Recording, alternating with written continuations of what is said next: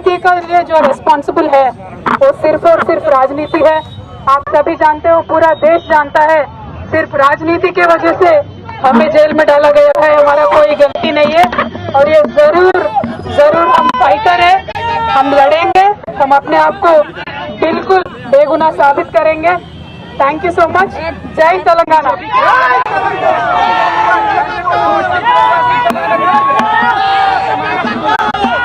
ఎవరి గురించి చెప్పే అవసరం లేదు, ఎవరి గురించి చెప్పే అవసరం లేదు. మనము, నేను తెలంగాణ బిడ్డను, నేను కేసీఆర్ బిడ్డను, నేను తప్పు చేసే ప్రసక్తే లేదు.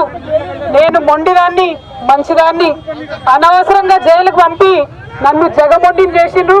పెడుతూ ఒక మాట ఏం చెప్పిందంటే, ఒక తల్లిని బిడ్డలకు 5 నెలల నుంచి దూరంగా ఉంచి బంధించడం ఇది దుర్మార్గం అనే మాట చెప్పింది. అమ్మ కవిత గారు, నేను కూడా చెప్పదలుచుకున్నా, సేమ్ డైలాగ్ మీ నాయనకు పోయి చెప్పు.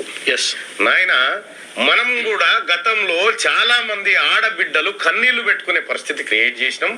మనం కూడా అక్రమ కేసులు పెట్టినాం, మనం కూడా జైల్లో బంధించినాం, మనం కూడా హింసకు గురి చేసినాం. నాయన, మరి నేను అనుభవిస్తే నాకు అర్థమైంది, నువ్వు ఇంకోసారి పొరపాటు చేయకు నాయన అని చెప్పి మీ నాయనకు చెప్పు.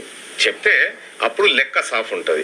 ఇక రెండో విషయం ఏంటంటే, సరే కవిత గారికి బెయిల్ రావాల్సిందే, ఆమెని ఎక్కువ రోజులు బందీగా ఉంచడానికి కూడా వీల్లేదు. భారత రాజ్యాంగం, మన చట్టాల ప్రకారం ఆమెకు బెయిల్ పొందే హక్కు ఉంది.